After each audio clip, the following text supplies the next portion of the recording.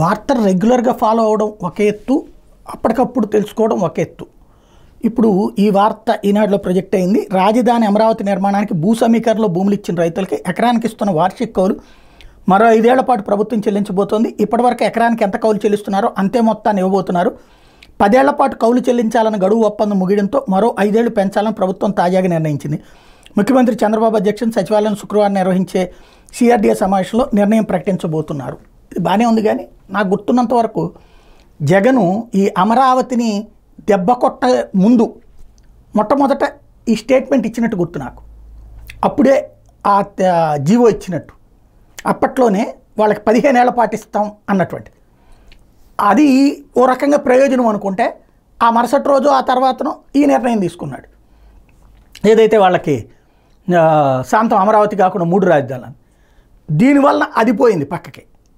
మరి ఇప్పుడు అప్పుడు జీవో ఇవ్వలేదా, ఉట్టి స్టేట్మెంట్కే పరిమితమైందా, లేదా అప్పుడు ఇచ్చిన జీవోని కొనసాగించబోతున్నారా చూడాల్సి ఉంది.